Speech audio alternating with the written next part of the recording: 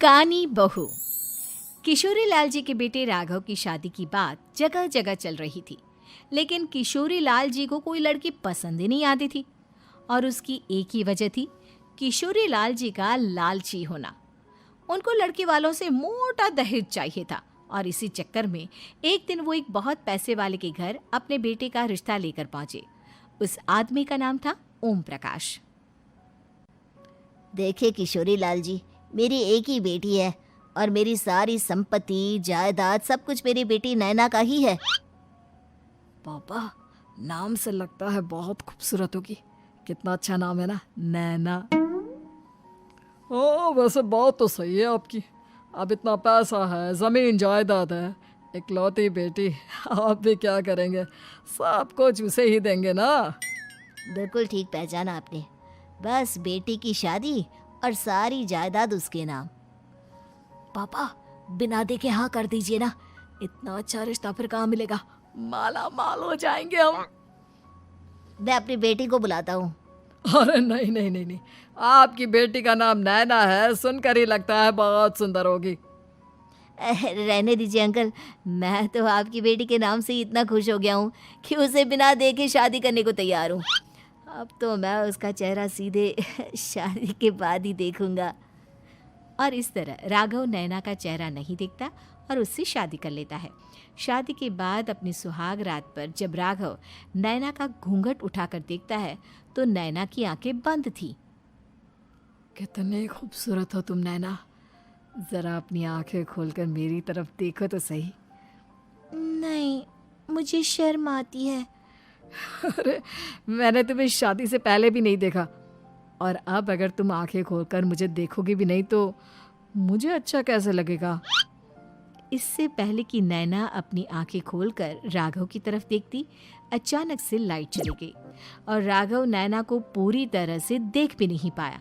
अगली सुबह नैना राघव के लिए नाश्ता बनाकर लेकर आई। अरे ये क्या, आधा पराठा सीका हुआ है और आधा बिल्कुल कच्चा। ये तुमने क्या किया नैना? बहू, तुमने क्या आधा पराठा तवे से नीचे लटका कर रखा था, जो आधा सिका है और आधा कच्चा? मुझे जितना दिखेगा उतना ही तो सीखूंगी ना पापा जी। जहाँ जहाँ मुझे नजर आ रहा था वहाँ मैंने सीख लिया, जहाँ जहाँ नहीं दिखा वहाँ कच्चा रह गया होगा। इसका क्या मतलब है?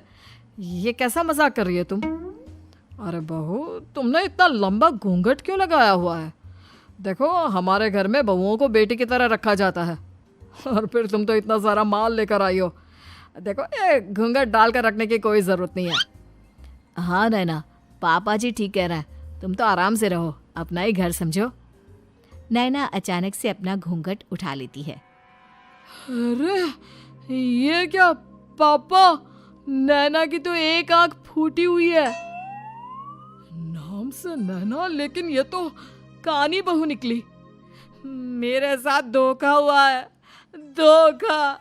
बिना दिखाए अपनी कानी लड़की मेरे संग ब्याह दी। मुझे कानी बीवी नहीं चाहिए। मुझे अभी ओम प्रकाश जी से बात करनी पड़ेगी। आखिर उन्होंने मेरे साथ ऐसा किया क्यों? अरे, आप लोगों ने ही तो पापा से कहा था कि आप लोग शादी से पहले मुझे देखना नहीं चाहते। अब मेरे पापा पर क्यों इल्जाम लगा रहे हैं? अरे लेकिन उन्हें बताना तो चाहिए था ना कि तुम कानी हो, एक आंख से तुम्हें दिखाई नहीं देता। किशोरी लाल और राघव नाराज होकर ओम प्रकाश को अपने घर बुलाते हैं। पापा जी, ये आपने क्या किया? शादी से पहले बताया क्यों नहीं कि नैना की आंखों में परेशानी है? अरे, आप ही ने तो लड़की देखने से मना कर दिया था। अरे लेकिन आप बता तो सकते थे। आपको तो हमारी बेटी की प्रॉपर्टी चाहिए थी, वो भी पूरी की पूरी। अब क्या हुआ अगर उसे आधा दिखाई देता है? प्रॉपर्टी तो आपको पूरी मिल गई ना।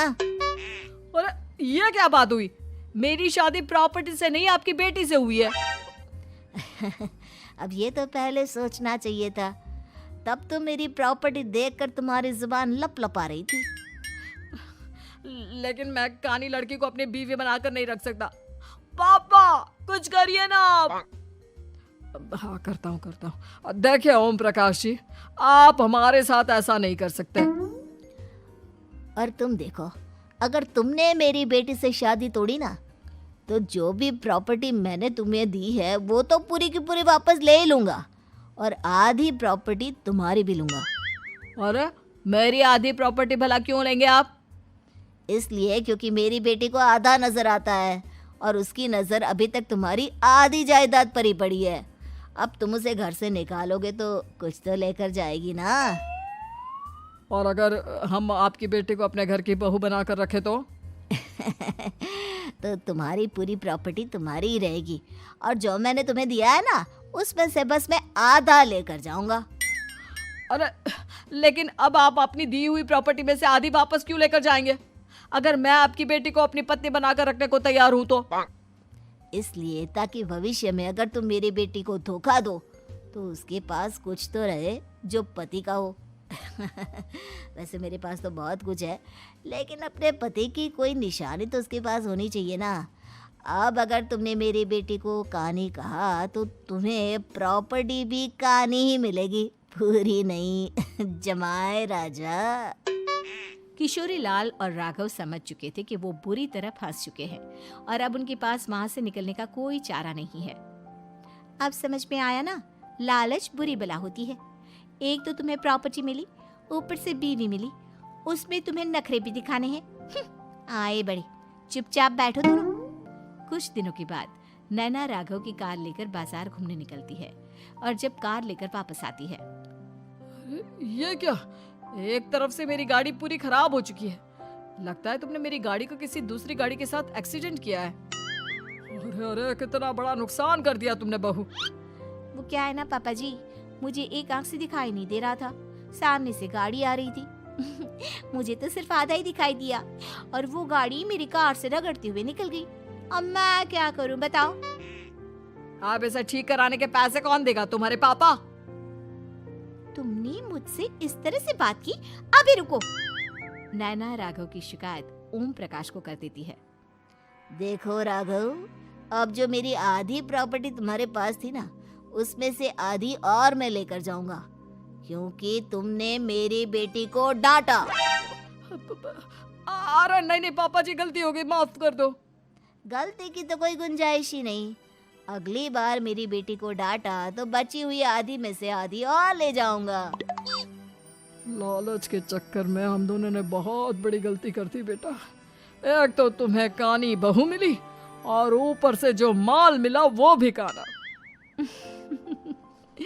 इस तरह राघव की हर एक गलती पर ओम प्रकाश उसकी प्रॉपर्टी का आधा आधा हिस्सा लेकर अपना सारा माल वापस ले गया और राघव को कानी बीवी से काम चलाना पड़ा। भाई लालच वाकई में बुरी बला है।